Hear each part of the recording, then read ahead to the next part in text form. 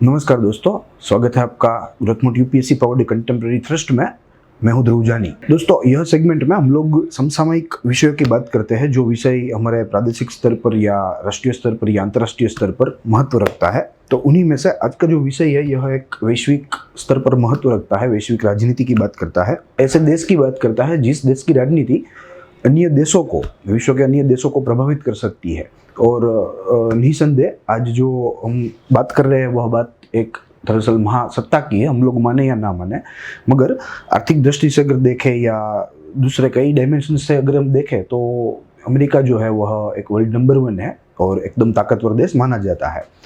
और हाल ही में जैसा आपने सुना ही होगा कि जो बहुचर्चित जो चुनाव थे वे संपन्न हो गए, उसके नतीजे भी आ गए। जो बिडेन जो है वह राष्ट्रपति बन भी गए या बनने वाले हैं। तो उसी से जो है प्रेरणा लेता हुआ आज का मुद्दा है। इस मुद्दे पर हम लोग देखेंगे यहाँ की जो राजनीति है उसकी बात करेंगे, यहाँ का जो ढांचा है वो देखेंगे, उसकी भारत के साथ तुलना करेंगे, क्योंकि भारत और अमेरिका में एक हमें साम्यता दिखती है। अमेरिका जो है वह एक विश्व की ओल्डेस्ट डेमोक्रेसी है, यानी कि प्राचीनतम लोकशाही है, लोकतंत्र है। वहीं जो भारत है वह विश्व का सबसे बड़ा आज के समय का लोकतंत्र है, उसकी जो है वस्ती की दृष्टि से। तो इन दोनों को भी जो है इन दोनों की भी तुलना करेंगे हम लोग, इन दो देशों की भी। तो दो देशों के बीच में जो सिमिलरिटीज़ है और सिमिलरिटी के साथ साथ जो डिसिमिलरिटीज़ है उसकी भी बात करेंगे। उसके साथ साथ थोड़ा नज़दीक से एक ओवरव्यू लेंगे यह जो चुनाव है अमेरिका के चुनाव, उसके आंकड़ों पर, कि दरअसल जो फैक्ट थे, फैक्ट फाइल जिसे हम लोग कह सकते हैं। और उसके साथ साथ महत्वपूर्ण मुद्दा जो है उसकी भी बात करेंगे कि क्या नए बिडेन प्रशासन से भारत को हानि पहुंचेगी या भारत को फायदा होगा, तो उसकी भी बात करेंगे। तो शुरू करते हैं हमारा यह सेशन। देखिए, यहाँ आपके सामने इसका जो हेडिंग है वो मौजूद है। यूएस में प्रचंड जनादेश, लोकशाही की जीत, क्या नया प्रशासन भारत अमेरिका संबंध को मजबूत बनाएगा या दुर्बल। तो इस प्रश्न जो है वो इसके उत्तर की हम लोग पूरे सेशन में चर्चा करेंगे। पहले थोड़ा यूएस के इलेक्शंस को थोड़ा नजदीक से देख ले, इलेक्शंस 2020 आई मीन। और उसके बाद दोनों देशों के बीच हम थोड़ी तुलना करेंगे और उसके बाद हम लोग जो है यह प्रश्न जो है उसके उत्तर की तरफ आगे बढ़ेंगे। देखिए, यहाँ दोनों उम्मीदवारों के फोटो है हमारे पास और इन दोनों लोगों को जो मत मिले हैं उसकी भी जो है डिजिट्स यहाँ है। पहले मैं एक बात आपको क्लियर कर देना चाहता हूँ कि नंबर ऑफ वोटर्स जो है, नंबर ऑफ वोटर्स यूएस के अकॉर्डिंग टू 2020 दरअसल 175 मिलियन प्लस है। This is approximate figure. 175 million plus voters है टोटल। उसमें से जो टोटल वोटिंग हुआ है यह इलेक्शन में वो दरअसल 160 million 160 million votes have been casted in this particular election. उसमें से 75.2 मिलियन वोट्स जो है वे बिडेन की तरफ पड़े हैं और अन्य जो है 70.8 मिलियन वोट्स वो पड़े हैं जो इनकम्बेंट प्रेसिडेंट है उसकी तरफ। तो यही जो आंकड़े हैं वे हमें बिडेन की भारी जीत दर्शाते हैं। और भारी जीत के साथ साथ बिडेन ने कई रिकॉर्ड जो है उसको भी ध्वस्त कर दिया है और नए जो आयाम है वह सेट किए हैं, उसकी भी आगे चर्चा करेंगे। कई सारे रिकॉर्ड्स टूटे हैं, जैसे अमेरिका के चुनाव के इतिहास में जो एवरेज वोटर टर्नआउट थे वे इस इलेक्शन में मैक्सिमम रहे हैं। तो उन सब चीज़ों की भी बात हम लोग करेंगे। इसके साथ साथ एक और जो है अमेरिका में अभूतपूर्व घटना घटी है और यह घटना दरअसल ऐसी है कि कोई महिला राष्ट्रपति उपराष्ट्रपति के पद पर चुनी गई हो प्रजा के द्वारा। It is maiden time in the American political history. उसके साथ यह महिला जो है वो ब्लैक है, एशियन है और हमें सबको पता है कि शी इज़ एक्चुअली इंडियन।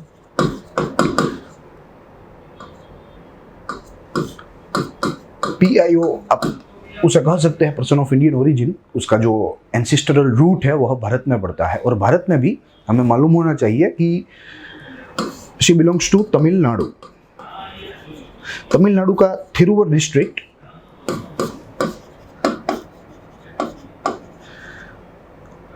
और थिरुवर डिस्ट्रिक्ट का एक गांव थाला सेंद्रम हम उसे कह सकते हैं।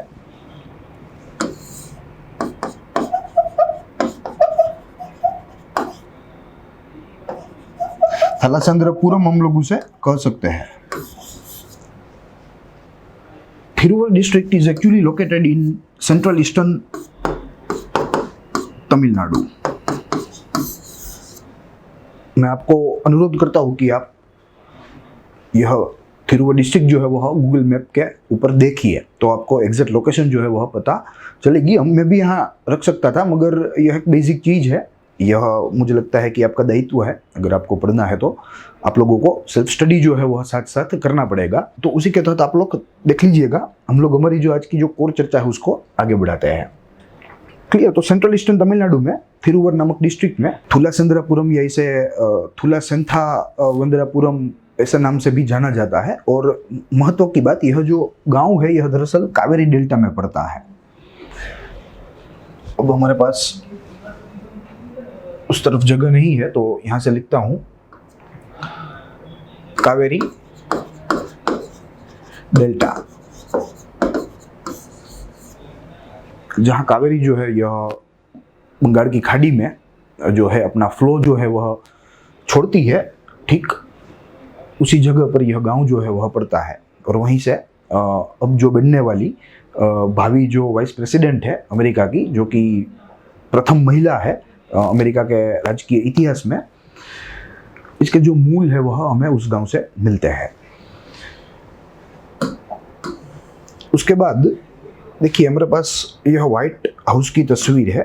और एक बात मैं आपको बताना चाहता हूं कि यह जो व्हाइट हाउस है यह दरअसल ऑफिशियल ऑफिस है प्रेसिडेंट ऑफ यूनाइटेड स्टेट्स की।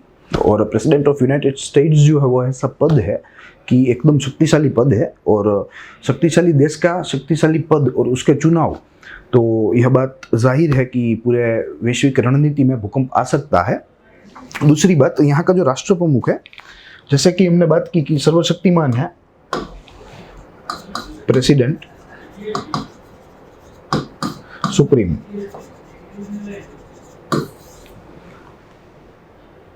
वहां के राष्ट्रपति में वास्तविक सत्ता निहित है। हालांकि इंडिया के मामले में विरोधाभास है। इंडिया का राष्ट्रपति जो होता है वह नाम का राष्ट्रपति होता है, जैसे हमें मालूम है। मगर अमेरिका का जो राष्ट्रपति है वह एक वास्तविक वड़ा है, वास्तविक जो है राष्ट्र का प्रमुख है। तो उस संदर्भ में भारत के साथ इसका विरोधाभास है। भारत में हमें मालूम है कि वास्तविक जो बड़ा होता है वह बड़ा प्रधान होता है, और राष्ट्रपति जो होता है वह एक नाम मात्र का मुखौटा होता है। उसकी सत्ता जो है वह वास्तविक रूप से नहीं होती। तो अमेरिका के संदर्भ में हमें उसे इनवर्स याद रखना है कि अमेरिका का जो प्रेसिडेंट है वह एक सर्वशक्तिशाली प्रेसिडेंट है। दूसरी बात, तो अगर हम वहाँ के राजनीति को भारत की राजनीति से हम लोग उसकी तुलना करें तो जो है हमें कई विरोधाभास भी दिखेंगे, कई साम्यताएं भी दिखेंगी। इसके लिए हम लोग जो है 5 मिनट का हमारा जो अगला समय है वह उसको जो है डेडिकेट करते हैं।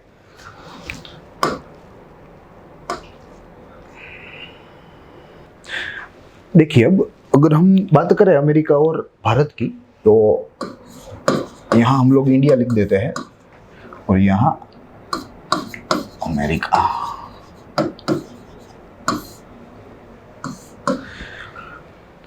देखिए, पहला मुद्दा, पहली साम्यता तो कि दोनों ही जो देश है वे डेमोक्रेटिक है।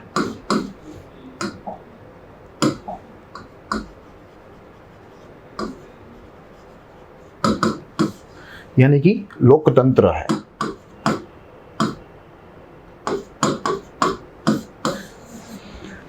ये हो गई प्रथम साम्यता। दूसरी साम्यता, दोनों ही बहुपक्षीय लोकतंत्र है।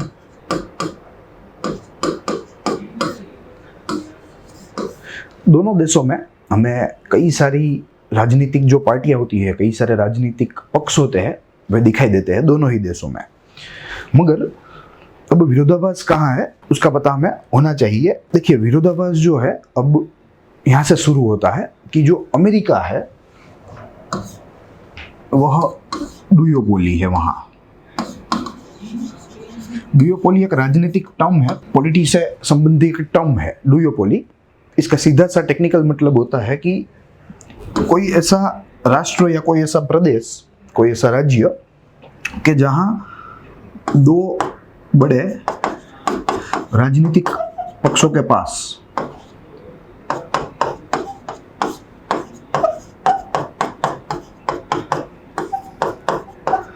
अधिकांश सत्ता हो।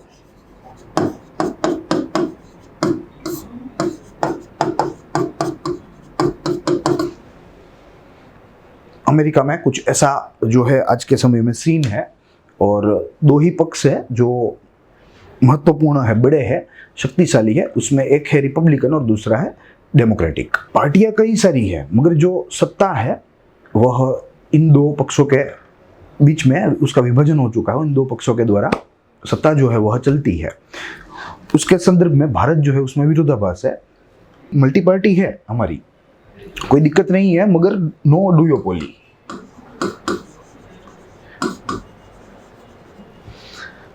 No duopoly. कई सारे पक्ष है, कई सारे राज्य में अलग अलग राजकीय पक्ष जो है वे सत्ता पे है, तो हमारे संदर्भ में देयर इज नो डुओपोली। दूसरी बात,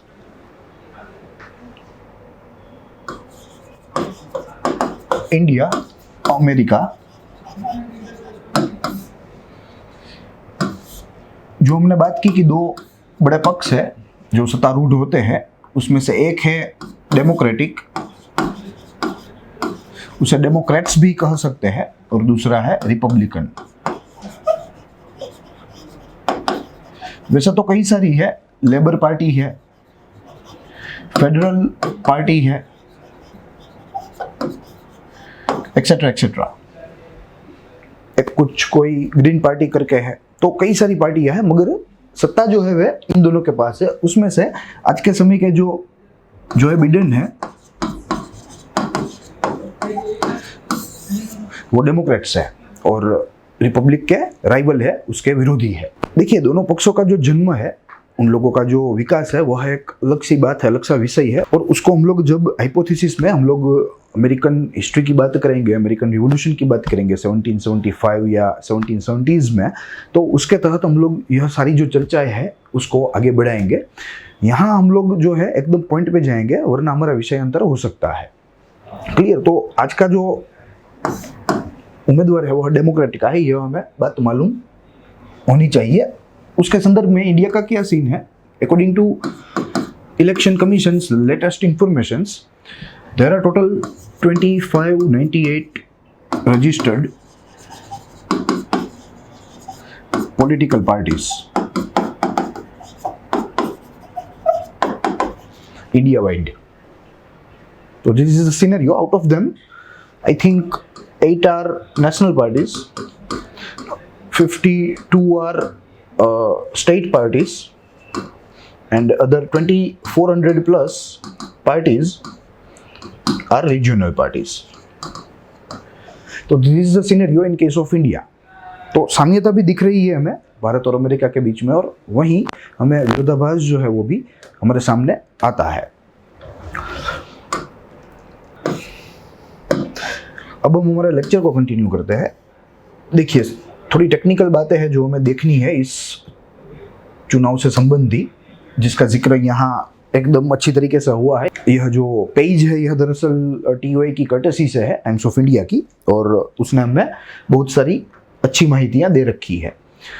Trump, third president to lose election since world war second.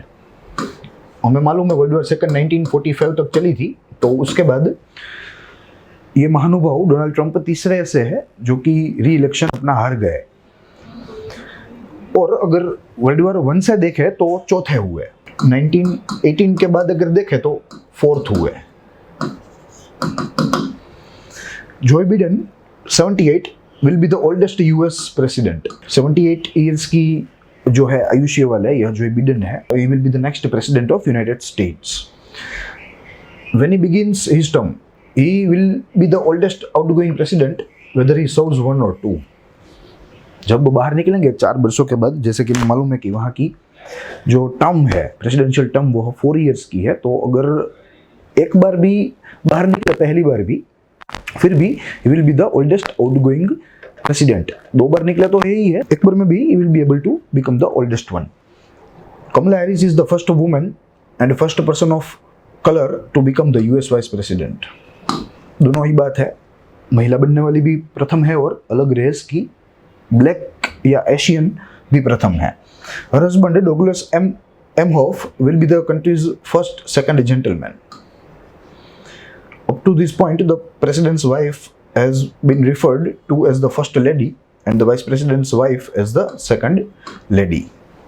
तो पहली प्रथम बनी तो आज तक सेकंड जो लेडी का पद था वह अब सेकंड जेंटलमैन में परिवर्तित हो गया और कमला हैरिस के जो हस्बैंड है डॉगलस एमहोफ वो अब सेकंड जेंटलमैन प्रथम बन गए, प्रथम बार बन गए अमेरिका में, अमेरिका के इतिहास में।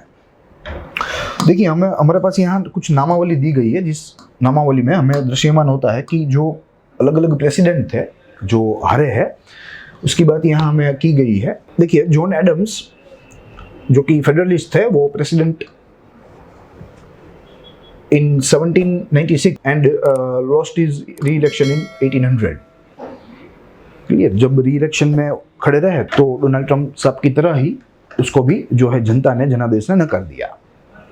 Martin Van Buren Democratic lost his election in 1840, वो भी री इलेक्शन के लिए लड़ रहे थे। Grover Cleveland lost in 1888, Benjamin Harris lost in 1892, William Taft lost in 1912, Herbert Hoover lost in 1932, Jim Carter lost in 1980 and George Bush Senior, which belonged to Republican Party, lost in 1992.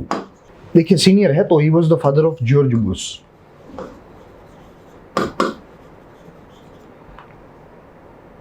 Father, और इसका पूरा नाम जो था वह था H.W. Bush, जिसमें Henry इसका नाम था हेनरी वॉल्कर, और इसके जो बेटे थे वे थे जॉर्ज वॉल्कर, G.W. बुश। उसके बाद देखिए जो मापदंड सेट किए हैं यह चुनाव ने, उसको हम लोग थोड़ी बारीकी से देखते हैं। Biden will be the 15th vice president to serve as a president, but only the 6th to reach the White House after an election, as opposed to the resignation, natural death or assassination of a sitting president. ऐसे मात्र छठे ही बने, जो कि ऐसा कुछ कारणों के बिना जो है इनकम्बेंट प्रेसिडेंट को हरा के राष्ट्रपति की गद्दी पर आए हो, राष्ट्र प्रमुख बने हो। नियरली 160 मिलियन पीपल वोटेड इन 2020, जिसका जिक्र हमने किया। The highest total number of votes in the US history, 160 million, which means 16 crore. Biden also received the most total vote at nearly 75 million, जिसका जिक्र हमने आगे देखा, and counting surpasses Barack Obama's record tally of 69 million in 2008. In a short history of American politics, Obama जो थे वे यह record अपने नाम पर जो है हेल्ड करते थे, और उसके तहत नियर टू 69.5 मिलियन जो वोट से उसको कास्ट हुए थे वो रिकॉर्ड था, जो कि बिडेन ने इस बार तोड़ दिया। At an estimated 66.4% voter turnout reached the highest since ever 1900 election, so 73.7% of eligible voters turnout। बहुत ही बड़ा आंकड़ा है यह, और भारी मात्रा में जो है वोटिंग हुई है ऐसा सूचित करता है। 43 of US 50 state reported turnouts higher than in 2016. Preliminary data says the battleground states of Wisconsin, Michigan, Florida, North Carolina all saw turnouts that were more than 5 points higher than the 2016 figure. कहने का तात्पर्य यह है कि जो असली arena था, जहां असली जंग होने वाली थी, जिन 4-5 राज्यों का जिक्र हुआ है, जिसमें मिशिगन शामिल है, फ्लोरिडा है या नॉर्थ कैरोलिना है, तो यहाँ भी वोटर टर्नआउट जो है उसमें इजाफा देखने को मिलता है, और भारी मात्रा में 2016 के आंकड़ों के मुताबिक इजाफा हमें दिख रहा है। The election saw a record number of mail-in and early in-person votes, which means 101 million, making up to 2/3 of the total turnout. देखिए अमेरिका के चुनाव की प्रक्रिया में एक सिस्टम है कि एडवांस में वोटिंग भी हो सकती है, वाया मेल द्वारा भी हो सकती है, पोस्टल कार्ड के द्वारा भी आप अपना वोट जो है वह सेंड करके कास्ट कर सकते हैं। तो यह पूरी प्रक्रिया जो है यह एकदम भिन्न प्रक्रिया है, तो उसी के तहत एडवांस वोटिंग भी इस बार जमकर हुई है, ऐसा कहा गया है। हम आंकड़े जो है वे ऐसा में कहते हैं। 24 years since Arizona had gone with a Democratic candidate before it voted Biden this year. पिछले 24 वर्षों में एरिजोना ने सभी रिपब्लिकन उम्मीदवारों को ही चुना है, उसको ही जो है अपना प्रतिनिधि बनाया है। तो this were the technical figures of the election 2020, जो कि थोड़े हैरतअंगेज थे और कई मापदंड भी यह चुनावों ने सेट किए हैं।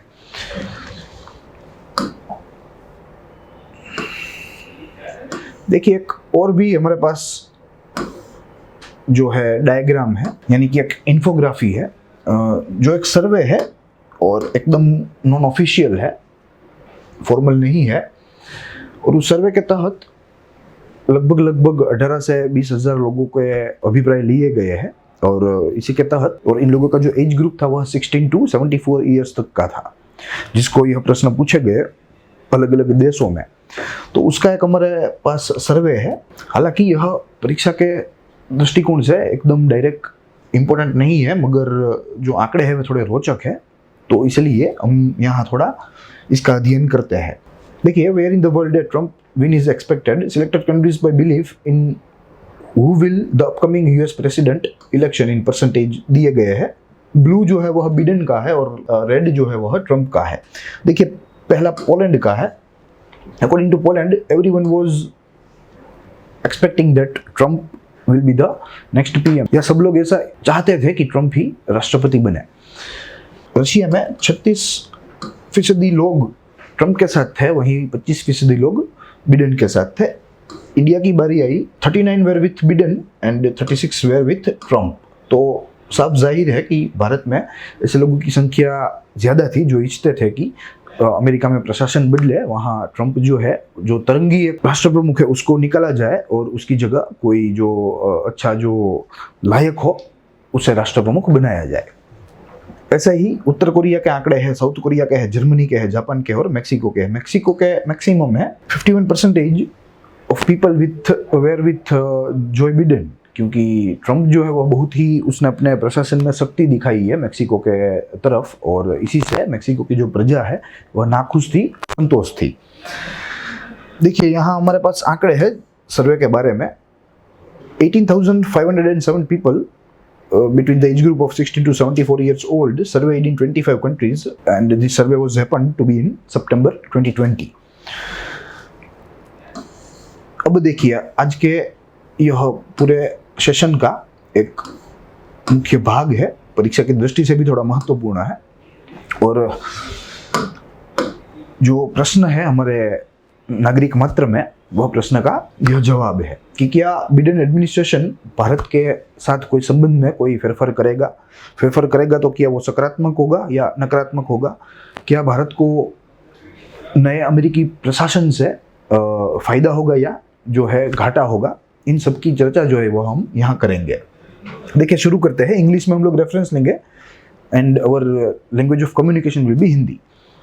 With the US Democratic candidate and former Vice President Joe Biden seizing the lead in the presidential election that puts him at the cusp of victory, the attention in India turns to what kind of foreign policy changes he will bring to India-US relations. A bit of history may had some clue. तो इसके लिए हमें थोड़ा history में जानना होगा कि क्या जो बिडेन का जो नया प्रशासन है, वह प्रशासन भारत के साथ संबंध में फेरफार करेगा या नहीं करेगा।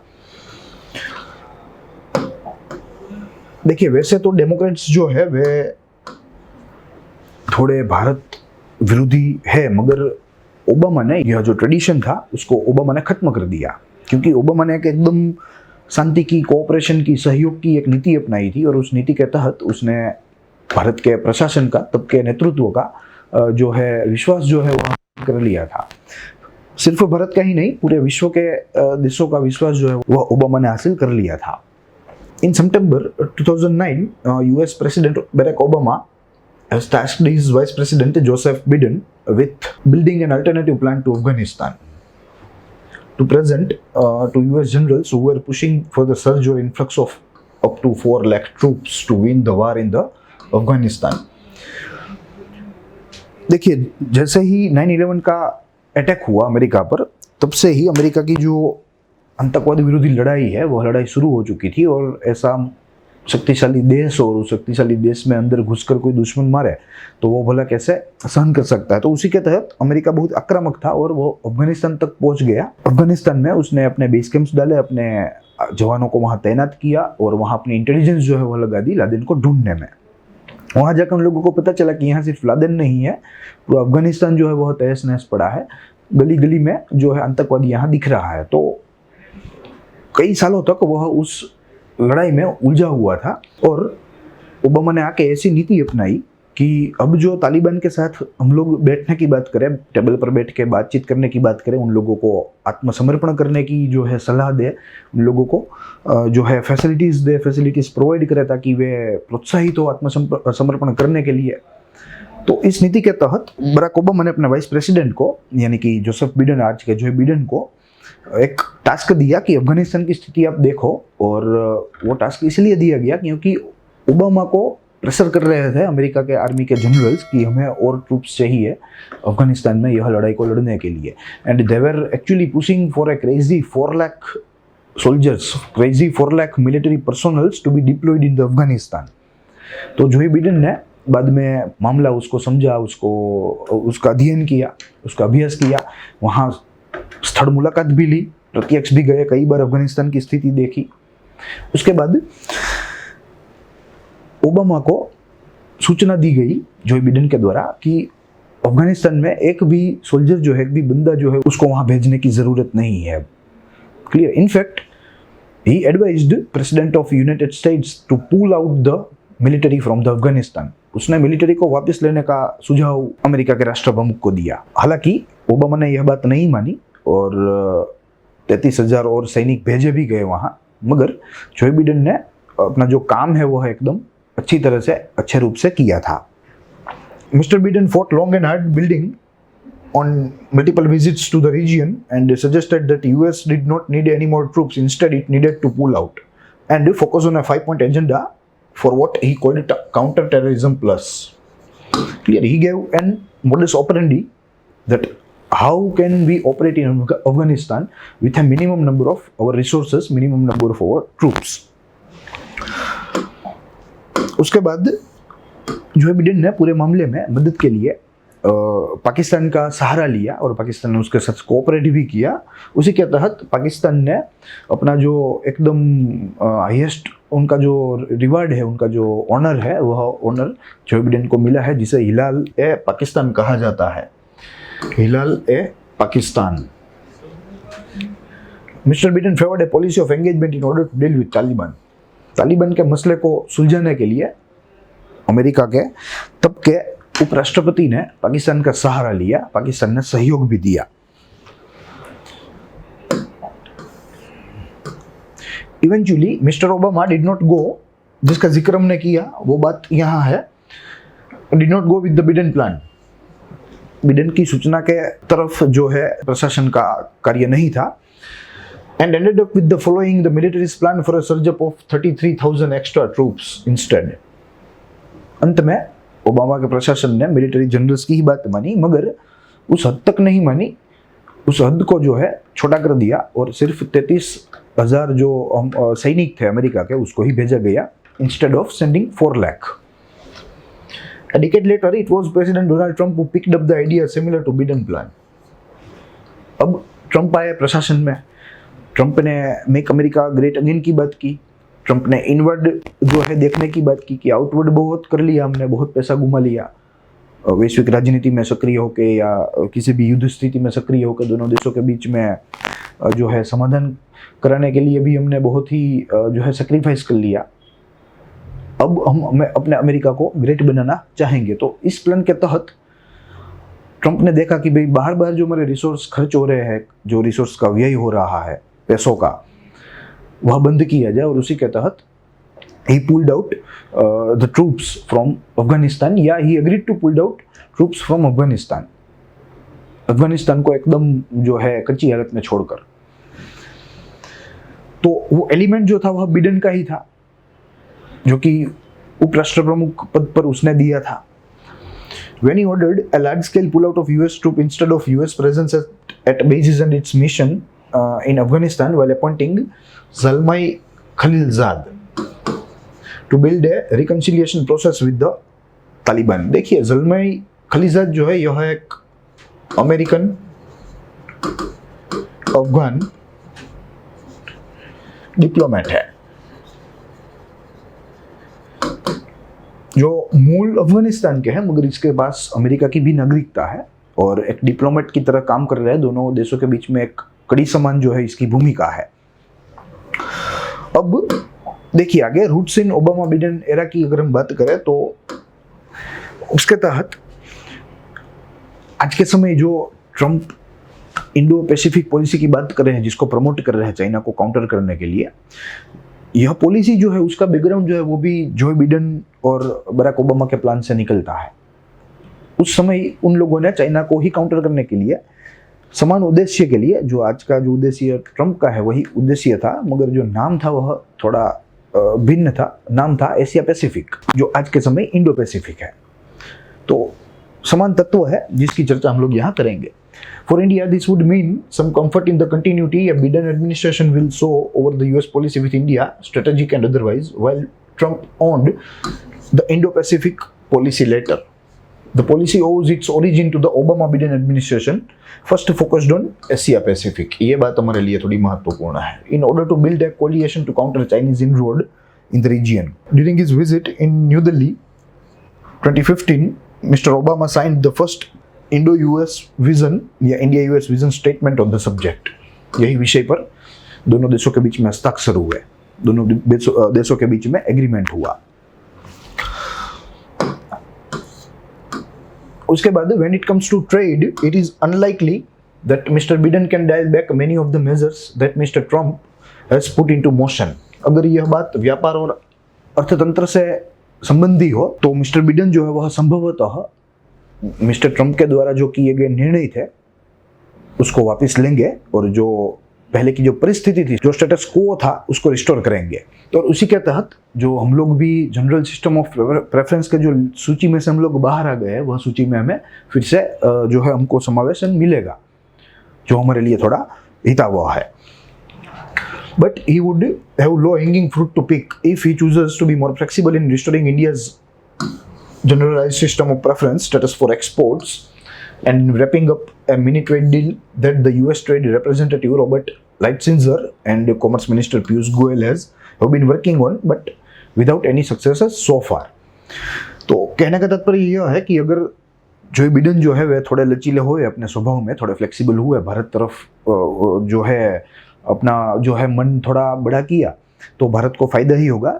हमारा जो जीएसपी का जो स्टेटस चला गया है वो भी रिस्टोर हो जाएगा, हमारे जो एक्सपोर्टर्स है उसको भी प्रोत्साहन मिलेगा। उसके साथ जो एक मिनी ट्रेड डील हुई है जो कि पीयूष गोयल और उसके अमेरिकन काउंटर पार्ट के बीच में जिसका हस्तक्षेप हुए है, तो उसको भी बूस्ट मिलेगा। वो भी नीति जो है वह अमल करना उसको शक्य बनेगा।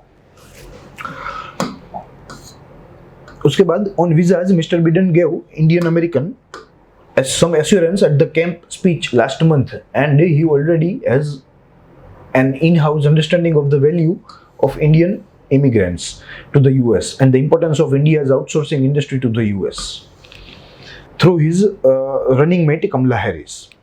Yes, ऐसा कहा गया है कि वीज़ा के मामले में ट्रंप से जो बिडेन जो है यह महानुभाव थोड़े फ्लेक्सिबल होंगे और इसका जिक्र उन्होंने अपने चुनाव प्रचार में भी किया। उन्होंने चुनाव प्रचार में जो इंडियन डायस्पोरा था, हमारी जो भारतीय हमारा जो समुदाय है जो कि अमेरिका में बस रहा है अपने रोजगार के लिए, जो ट्रंप के द्वारा लिए गए जो तरंगी निर्णय है वह निर्णयों को खारिज करेंगे और पहले का जो स्टेटस है वह रिस्टोर करेंगे। और मैं आपको बता दूं कि अमेरिका में इंडियन डायस्पोरा के लगभग 1.2 मिलियन वोटर्स है, which means 12 lakh, which are distributed among 50 states.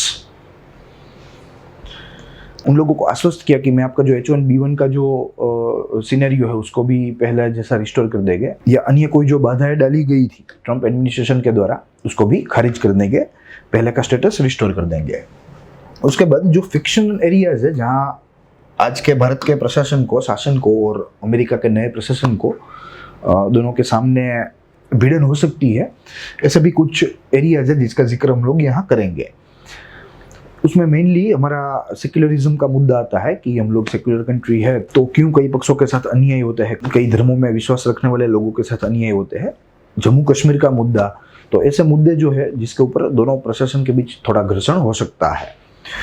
Where there is likely to be some friction with the Modi government, especially given India's pending review by the US Commission on International Religious Freedom, is where the Democratic Party leadership, including Harris, Mark Warner, Pramila Jayapal, have been particularly vocal. Jammu Kashmir, the Citizen Amendment Act, communal and caste-based violence, action against non-governmental organization and media freedom. These are the areas Mr. Trump ignored for the most part. आज दिन तक शांति थी क्योंकि Trump ने वह बातों को side में कर दिया, वह बातें वे देखता ही नहीं था। इसीलिए आज तक हमारी भारतीय सरकार को, नरेंद्र मोदी के नेतृत्व में चलने वाली सरकार को एकदम सरलता थी। मगर अब जो है यह प्रश्न शुरू होंगे क्योंकि इन दोनों के बीच में घर्षण होने वाले इन मुद्दों पर यह बात तय है। But are areas where Biden once said the US admired India the most. तो धीरे धीरे हम लोग यह रुख देखने वाले हैं कि अमेरिका के वर्तन में जो फेरफार आने वाले हैं नए प्रशासन से, उसकी झांकी जो है हमें भविष्य में देखने को मिलेगी। उसके बाद इंटरनेशनल आउटलुक की बात करें तो एक बात तो तय है कि जो रिपब्लिकन है वे थोड़े भारत के फेवरिंग थे, मगर यह जो ट्रंप था यह एक तरंगी राष्ट्र प्रमुख था और एक्सीडेंटली विश्व की महाशक्ति का राष्ट्र प्रमुख बन गया था। हालांकि he is a strong industrialist, वो एक अच्छे उद्योगकार है, उद्योगकार के साथ एक टेलीविजन सेलिब्रिटी भी है जो कि टेलीविजन के शो में आते थे एक समय पे।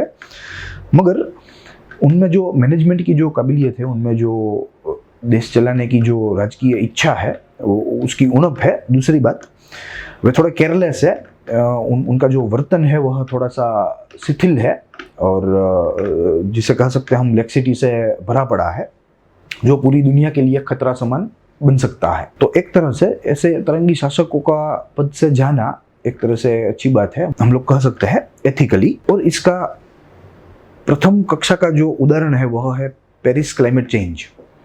क्लियर, जैसे अमेरिका ने कमिटमेंट देने के बाद अपना जो स्टेक है उसमें से निकाला। अमेरिका ने यूएन के जो फंड्स थे उसका फंडिंग भी एकदम कम कर दिया, नहीं के बराबर कर दिया।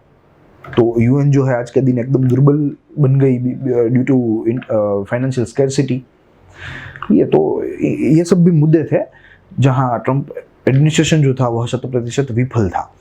तो इंटरनेशनल आउटलुक में अगर हम देखें तो above all mister Biden's foreign policy will be watched for how much he reverses mister Trump's pull out from the multilateral world order.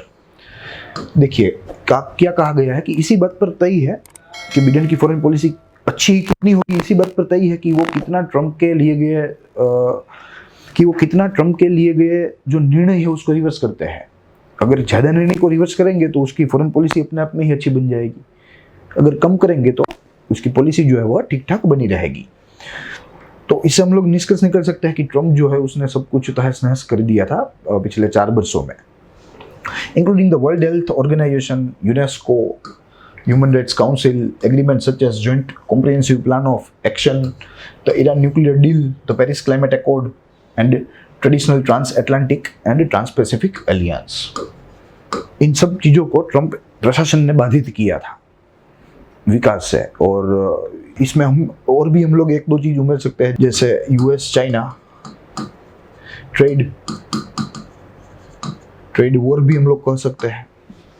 ठीक है, तो कुल मिला के ऐसा हम लोग निष्कर्ष निकाल सकते हैं कि पूरे विश्व के लिए यह जो प्रशासन है यह थोड़ा अच्छा है, असरदार होगा पिछले तरंगी प्रशासन के मुकाबले। तो पूर्ण रूप से हम लोग यह निष्कर्ष निकाल सकते हैं कि जो यह नया प्रशासन होगा यह असरदार होगा और पूरे विश्व के लिए अच्छा होगा भूतकाल के प्रशासन की तुलना में। तो यह लेख में इतना ही। होप कि आपको आनंद आया होगा यह पूरी जानकारियों को देख के। Thanks for watching and next time मिलेंगे नेक्स्ट अभ्यास के साथ, नए रिसर्च के साथ। तब तक stay tuned, stay safe, stay watching growth mount UPSC.